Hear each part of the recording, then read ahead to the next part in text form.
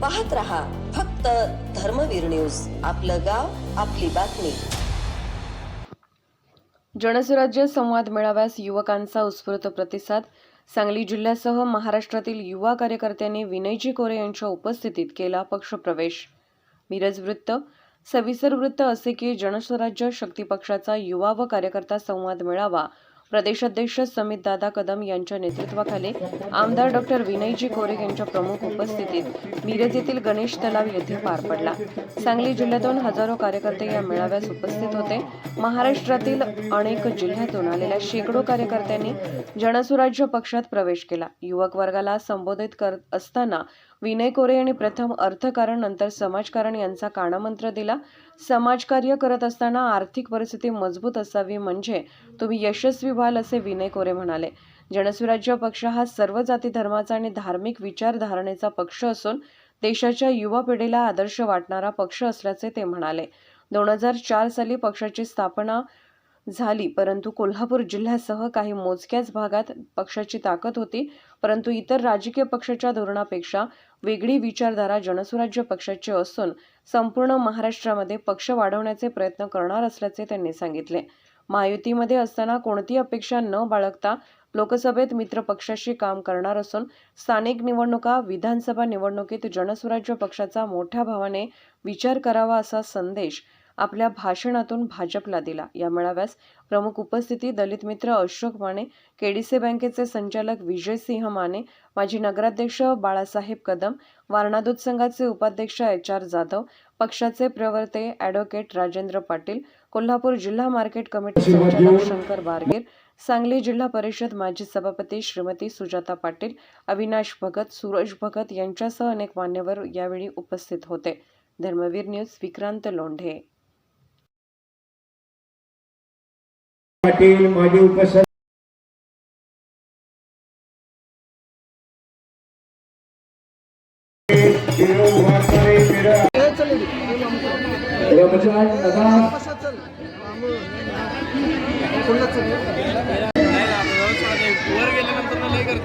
मुजावर अस्पाक मकानदार, राहुल शितोळे, भारत तोडकर, सिकंदर मुल्ला, इरशाद मुजावर, तौफीक मुजावर, अमित मुजावर, दिलावर सय्यद, महबूब मुजावर। अनेक युवकांची ताकद, अनेक बीड। आपण या 11 आयोग गाजी मिरज, विशाल रामदास कराड बीड, प्रवीण बाबासाहेब शिरसाट बीड, आपण दीपक काशीनाथ साखरे बीड, अशोक बाबा शिरसाट बीड, प्रभाकर बाजीराव शिरसाट बीड, मारुती रतन शिरसाट बीड, तुकाराम कलमाडी जर, अरविंद आवास आणि झुकणार नाही झंडाबाद।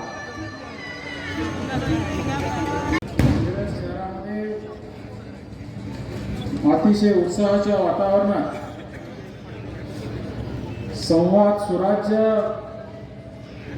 हा एका राजकीय पक्षाच्या वतीने आयोजित केलेला आगळा वेगळा आणि पहिला कार्यक्रम या ठिकाणी संपन्न होत असताना अतिशय मनोभावे ह्या संवादासाठी या ठिकाणी उपस्थित राहिलेले ज्यांचं मनापासूनचं पाठबळ सुराज्य साकारावं या संकल्पनेच्या पाठीमागं उभं राहिलं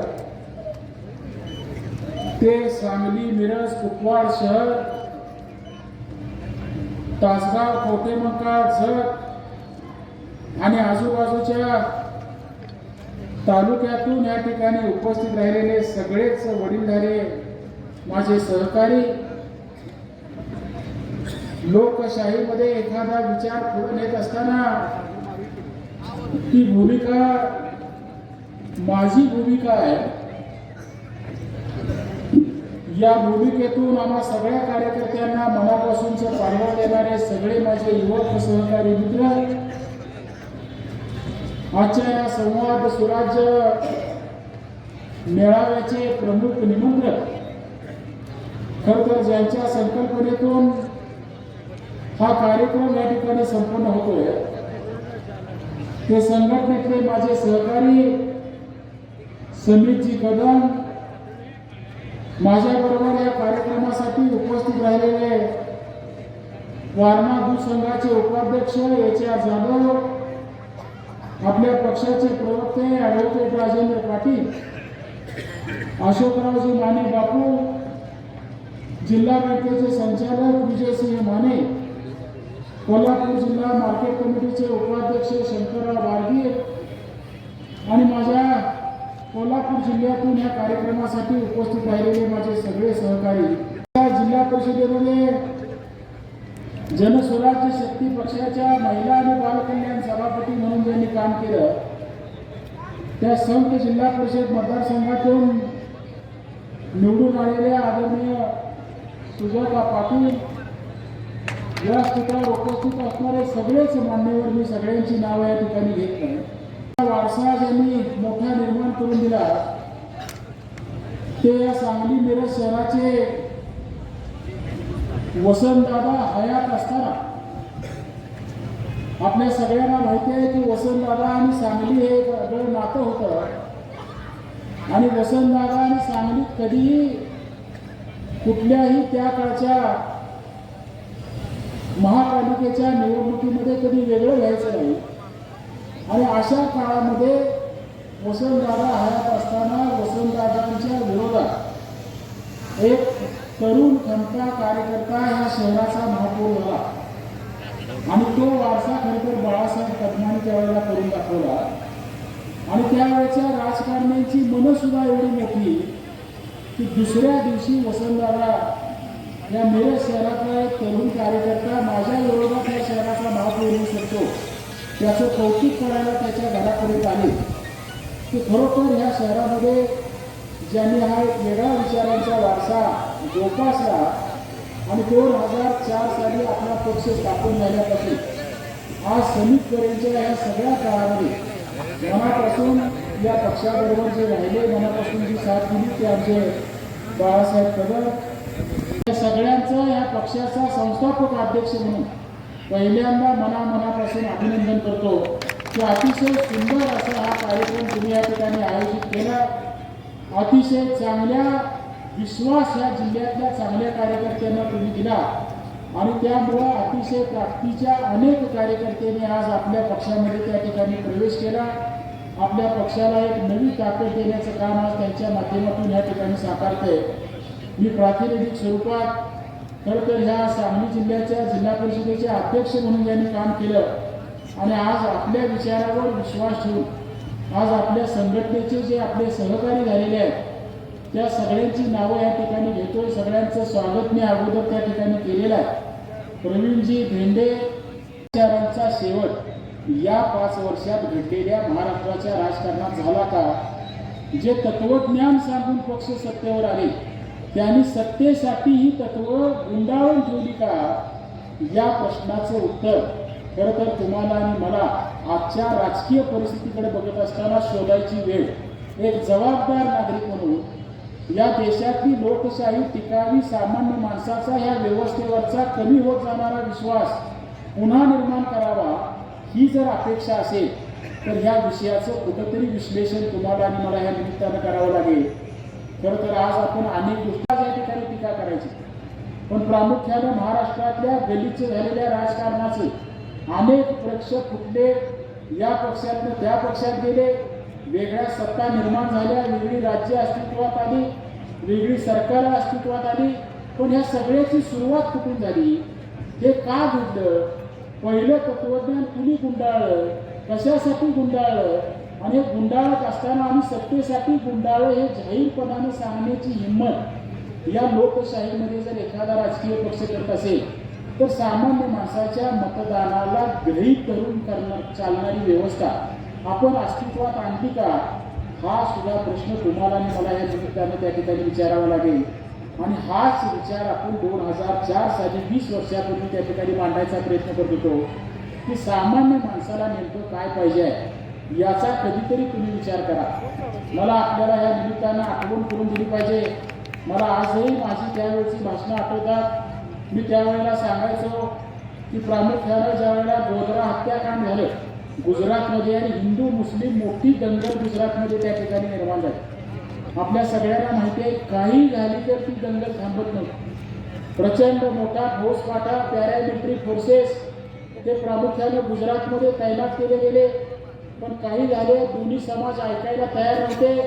वेगवेगळ्या ठिकाणी प्रचंड हिंसाचार सुरू होता. आणि अशा ह्या काळामध्ये त्या ठिकाणी मांडवते की शहरामध्ये ज्या वेळेला एखादी मोठी सोसायटी निर्माण होते आणि त्या सोसायटीमध्ये कुठल्या कुठल्या जातीची लोक राहतात असा ज्या वेळेला तुम्ही प्रश्न त्या सोसायटी चालकाला विचारता, त्यावेळेला त्या सोसायटीमध्ये तुम्हाला 3 जाती राहतात असं उत्तर दिलं जातं. आणि त्या 3 जाती कुठल्या, तर 1 BHK मध्ये राहणारा, 2 BHK मध्ये राहणारा आणि 3 BHK मध्ये राहणारा. म्हणजे प्रामुख्यानं आर्थिक निकषावर उन्नती साधलेल्या लोकांनी 3 बेडरूमचे फ्लॅट घेतले. त्याच्यापेक्षा कमी आर्थिक उन्नती साधलेल्या लोकांनी 2 BHKचे फ्लॅट घेतले. जो गरीब सामान्य होता त्यानं 1 BHKचा फ्लॅट घेतला. म्हणजे समाजात ज्या वेळेला खाली जाऊन माणूस राहतो त्यावेळेला त्याचे पत काय आहे, त्याचं आर्थिक सामर्थ्य काय आहे, आर्थिक विकासाच्या क्षेत्रामध्ये त्या कुटुंबानं काय प्रगती केली त्याच्यावर माणसांचं विभाजन केलं जातं. तिथं त्याच्या जातीचा विचार सुद्धा कोण करत नाही. ही जर वस्तुस्थिती ह्या सोसायटीमध्ये आपण जगत असलो आणि समाजात मात्र देश चालवताना, राज्य निर्माण करताना आमच्या स्वार्थासाठी आम्ही धर्मजातीचा विचार लोकांच्या मध्ये बांधून लोकांच्या मधल्या मनभेदातून मी माझं राजकारण साध्य करायचा प्रयत्न करणार असलो तर ह्या प्रश्नाला या देशवासीय म्हणून आम्हाला चांगलं वाईट कळतं, कशासाठी काय चाललंय ही भूमिका आम्हाला जाणवते. आणि म्हणून ह्या व्यवस्थेचं पावित्र्य जमणारा विचार आम्ही पुढे नेण्यासाठी काही करणार आहोत.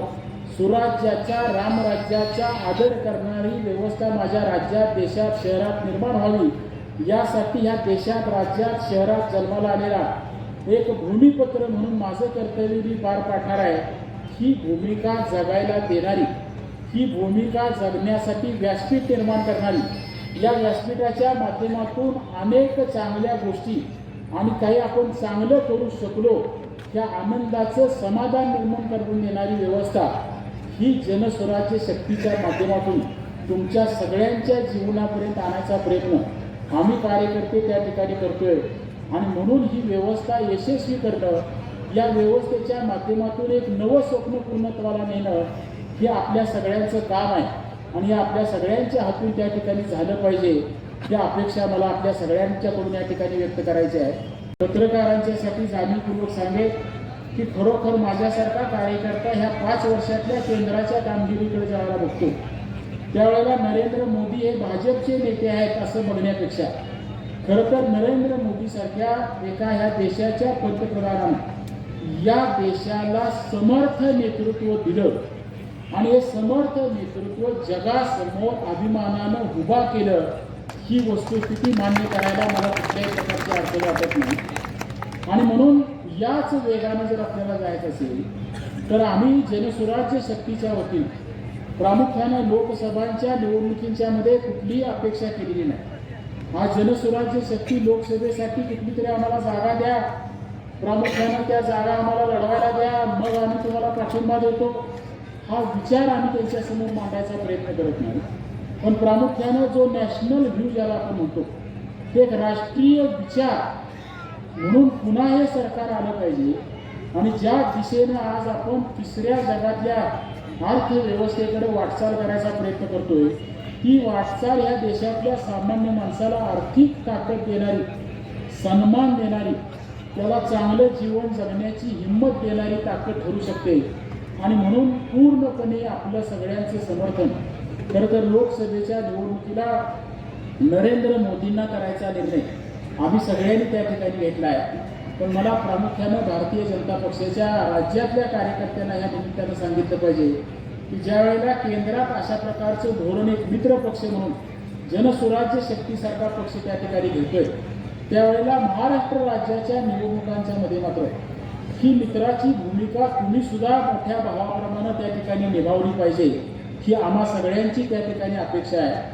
आज जनसुराज्य शक्तीसारखा एक ह्या देशाच्या विकासाचा देशाच्या लोकशाहीच्या पावित्र्याचा विचार करणारा विचार या राज्यामध्ये ताकदीनं उभा करत असताना महाराष्ट्र विधिमंडळाच्या निवडणुकांच्या मध्ये जनसुराज्य शक्ती पक्षाला सन्मानजनक जागा भारतीय जनता पक्षाला सोडाव्या लागतील आणि हे जाहीर आव्हान किंवा जाहीर आमचं असणारी भावना मी आज मिरजेच्या ह्या व्यासपीठावरून त्यांच्यापर्यंत पोहोचवतोय. आज जतसारखा मतदारसंघ असेल, मतदारसंघ आहेत, सोलापूर जिल्ह्यातले काही मतदारसंघ आहेत, मराठवाड्यातले काही मतदारसंघ आहेत, आज नाशिक जिल्ह्यात मालेगावमध्ये आमचे आमदार होते, अशी काही ताकद असणारे जे काही मतदारसंघ आहेत, ह्यात जिथं जनसुराज्य शक्ती पक्षाची ताकद आहे, जिथं जनसुराज्य शक्ती पक्षाचे कार्यकर्ते ताकदीने काही विचार या राज्याला देऊ शकतात, त्या जागा या पक्षाला त्या ठिकाणी मिळाल्या पाहिजेत ही आग्रही भूमिका मी आपल्या सगळ्यांच्या समोर या ठिकाणी मांडतोय.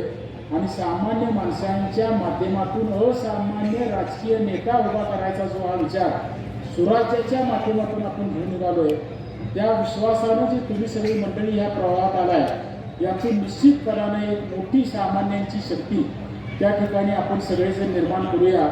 मी जरी या पक्षाचा प्रमुख असलो तर प्रामुख्याने मी सातत्यानं सांगतोय की संस्कार, संकल्प, सिद्धी, ओळख नव्या महाराष्ट्राची हा विचार आपण सगळ्यांनी संघटित शक्तीच्या माध्यमातून मांडायचा प्रयत्न करतोय.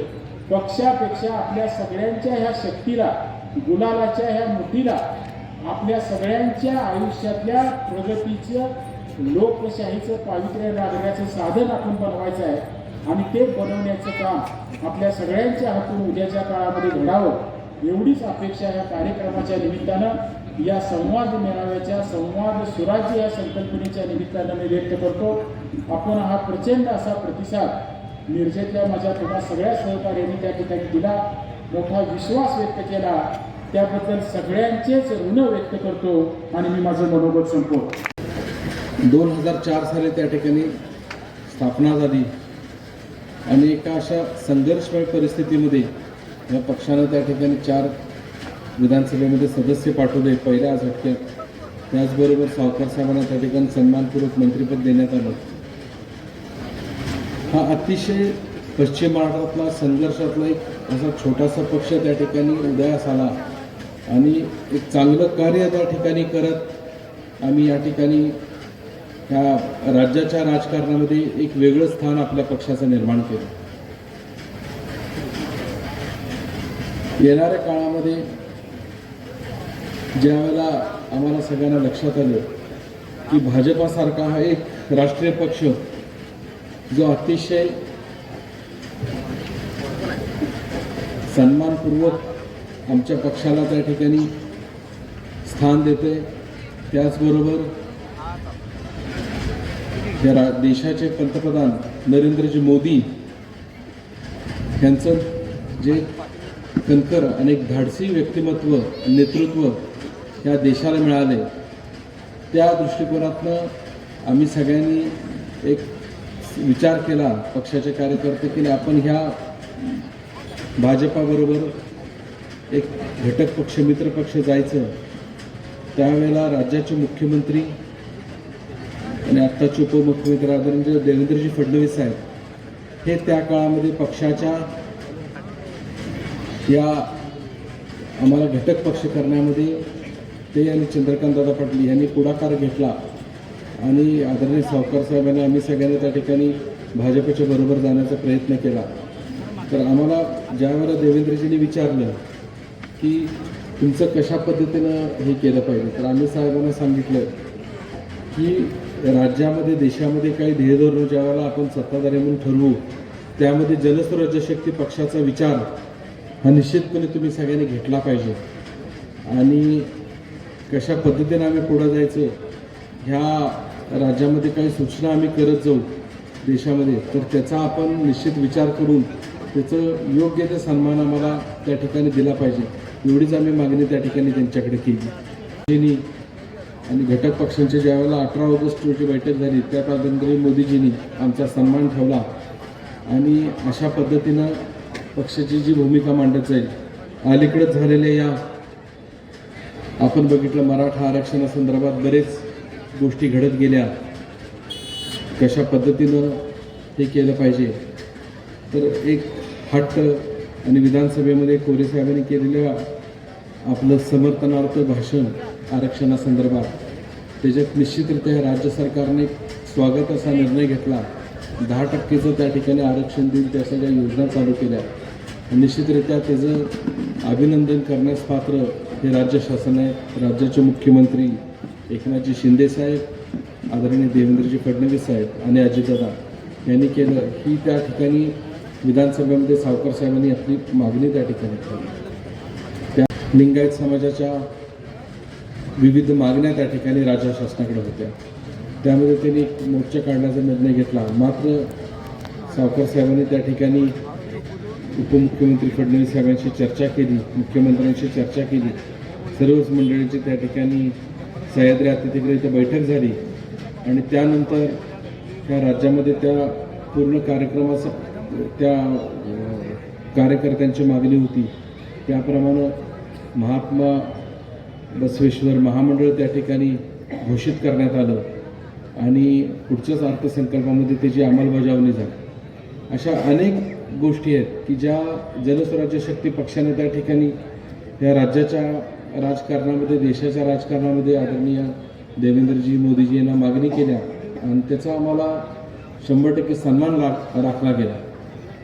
नक्कीच आम्हाला आज या ठिकाणी अभिमान आहे की संघटना संस्था सावकर साहेबांनी ज्या चालवल्या ते एक आदर्शवादी या राज्यामध्ये आहे. वारणाच्या बाबतीत आदरणीय APJ अब्दुल कलाम साहेबांनी त्या ठिकाणी आपलं वक्तव्य केले. इतर बरेच महान व्यक्तींनी त्या ठिकाणी आपली मतं व्यक्त केलेली आहेत. येणाऱ्या काळामध्ये पक्षाचे दिवस खूप चांगल्या पद्धतीने येणार आहेत. आपण सगळेच कार्यकर्ते आमच्याबरोबर आहात. त्याच्यामध्ये आमचं सगळ्यांचं मनोधैर्य वाढत आहे. कशा पद्धतीनं आपण मेळावा घ्यावा, कार्यक्रम घ्यावेत हे सगळ्यांची तुमच्या आम्हाला त्या ठिकाणी कायम मार्गदर्शन, तुमची मतं आम्ही समजून घेतो. विविध प्रश्न आहेत. मध्ये शिक्षकांचा प्रश्न फार गंभीर झाला खाजगी क्लासेसच्या, तर त्या सगळ्या मंडळींनी आमच्याकडे मागणी केली. आम्ही फडणवीस साहेबांना सांगितलं, त्यांनी शिक्षण मंत्री केसरकर साहेबांना सांगितलं. त्या ठिकाणी ह्या मंडळींची बैठकही झाली. अशा एक ना अनेक गोष्टी त्या ठिकाणी आम्ही ह्या राज्य शासनाच्या माध्यमातून सोडवण्याचा एक प्रयत्न आम्ही त्या ठिकाणी करत असतो.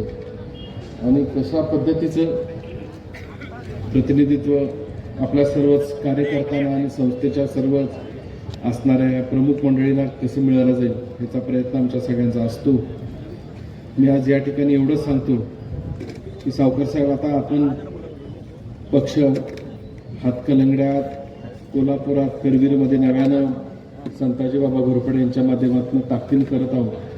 तर भविष्यामध्ये आपण आता सांगली जिल्ह्याकडे ताकदीनं कसं लक्ष दिलं जाईल ही सगळ्याच कार्यकर्त्यांची आणि या ठिकाणी असणाऱ्या सर्वच मंडळींची त्या ठिकाणी आपल्याकडे मागणी राहील.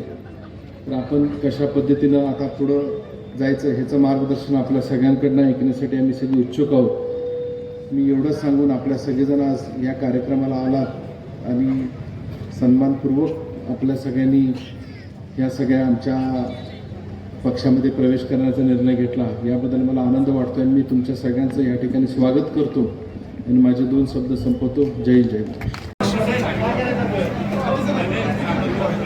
शहरामध्ये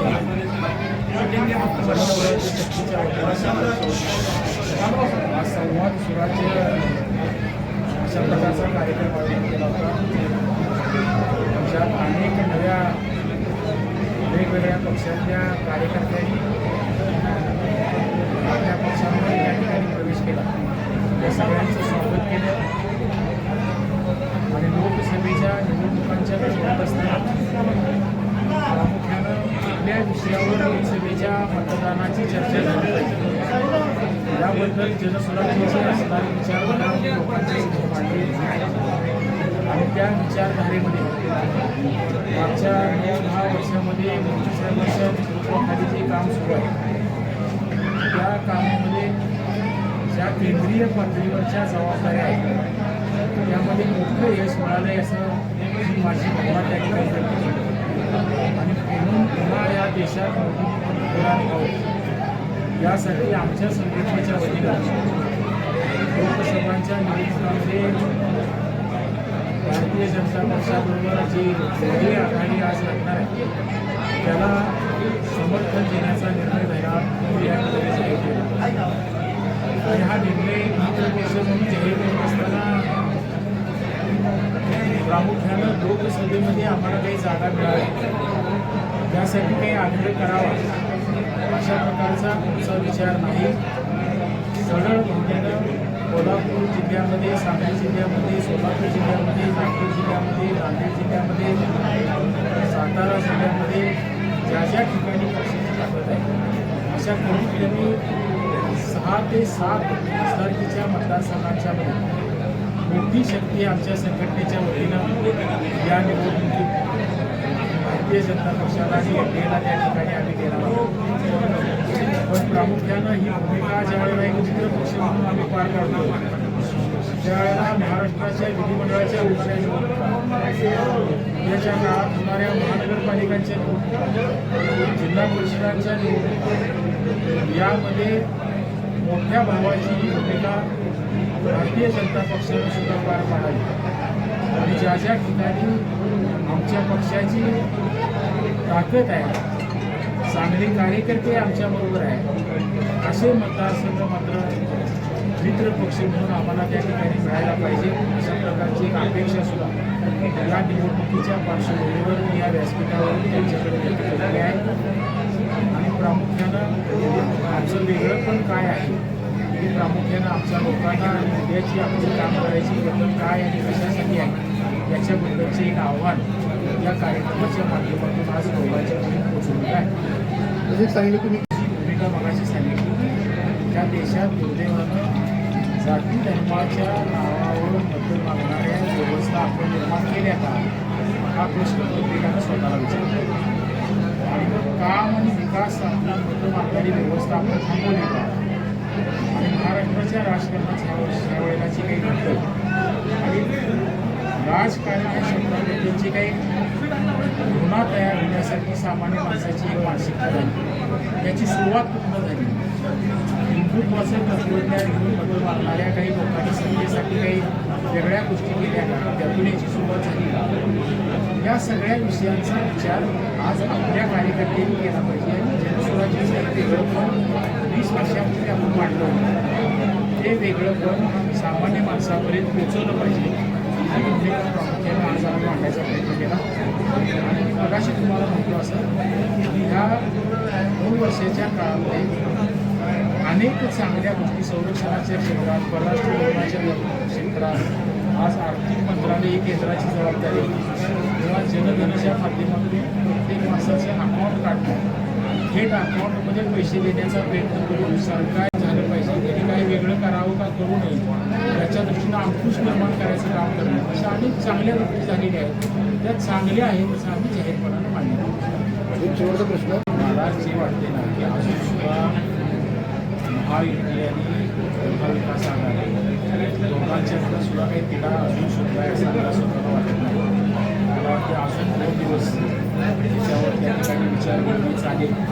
कारण दुर्दैवाने महाराष्ट्रात अनेक विचार एकमेकांचे वेगळे असणारे लोक एकत्र आले, पर्यायानं आले, काही गोष्टी घडल्या म्हणून त्याच्या प्रतिक्रिया म्हणून आले. ज्यावेळेला ज्यावेळेला लोक एका ठिकाणी येतात त्यावेळेला हा तिढा म्हणजे काय होतो आपण त्याला जुन्या गोविंदानं सोडवणं किंवा सन्मानजनक सगळ्यांना विश्वासात घेऊन सोडवणं हे एवढं सोपं आहे असं मला वाटत नाही. पण अजून 1-2 दिवस नेमकं काय घडणार आहे हे बघायसाठी आपल्याला प्रतीक्षा करावी लागेल. पण काही जरी घेतलं तरी माझं स्वतःचं असं मत आहे की ह्या लोकसभेच्या निवडणुका आहेत आणि राष्ट्रीय विचार 2 तुकडी आहेत आपल्यासाठी. एक मोदींच्या निमित्ताने, दुसरा कोण आहे मला अजून माहिती नाही. कोणाला नेमकं कोण मोदींच्या विरोधात विरोधी पक्ष लढणार आहे अजून स्पष्ट नाही. आणि म्हणून ह्या विचारांच्यामध्ये सामान्य माणूस हा नॅशनल व्ह्यू घेणार. म्हणजे सामान्य माणूस मतदाराला घरीत धरणारे दिवस राहिले असं मला वाटत नाही. त्यामुळे मतदार त्यांना राष्ट्रीय राजकारणात काय योग्य अयोग्य वाटते हे मताच्या रूपानं दाखवणार असे माझं स्वतःचं म्हणणं.